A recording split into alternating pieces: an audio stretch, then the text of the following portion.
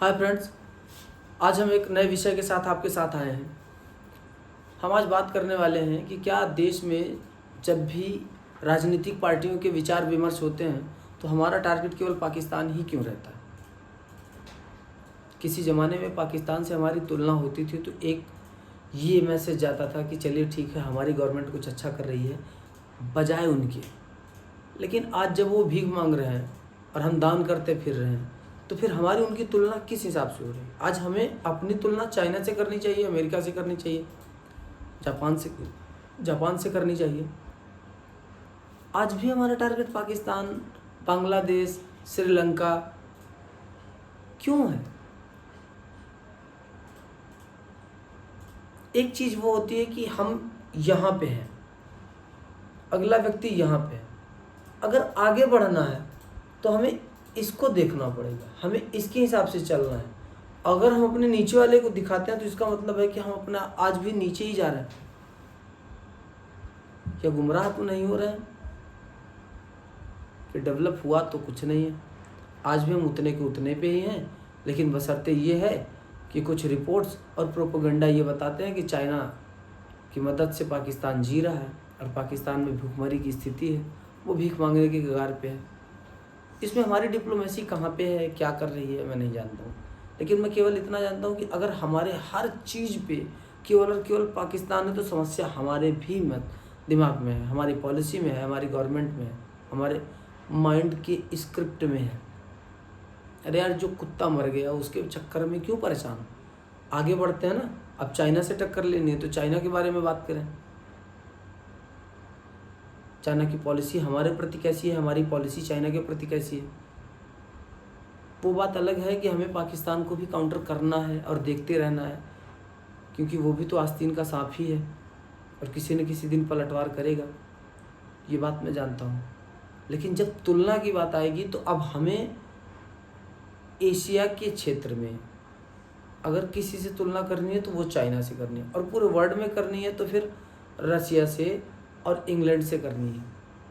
फिर क्यों इस छोटे से तुच्छे से पाकिस्तान के साथ क्यों करनी है हमें तुलना, ये समझ नहीं आता। क्या हम आज भी कहीं ना कहीं उनसे डरते हैं, उनके आतंक से, उनकी पॉलिसी से, वो उनके एक एक पाव के बम से, परमाणु बम जो उन्होंने रखे हुए हैं फिर बजाया नहीं कभी, या कभी किसी दिन बजा देंगे।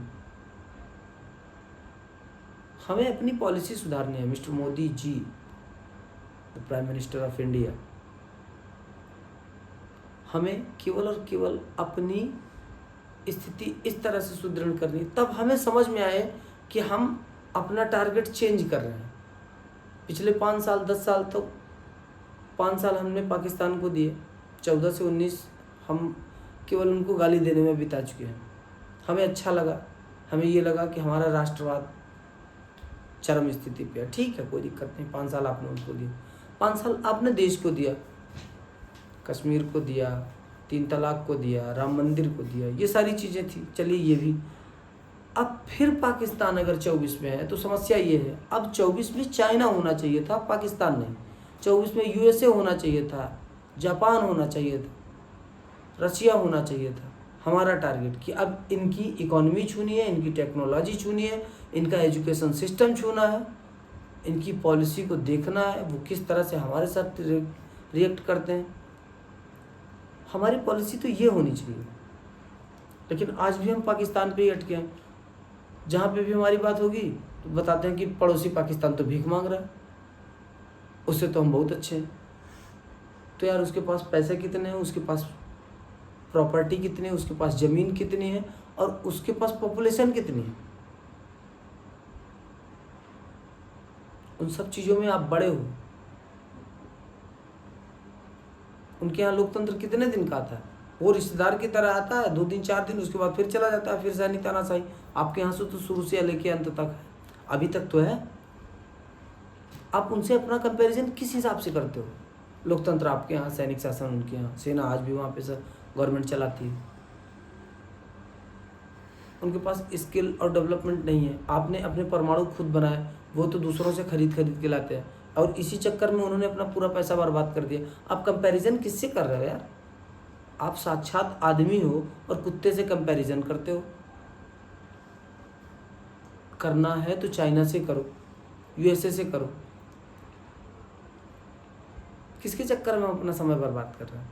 वो कुत्ता जो अभी आखिरी सांसें गिन रहा है, हो सकता है कि 2-4 साल में वो चाइना पूरा का पूरा हड़प ले उसे।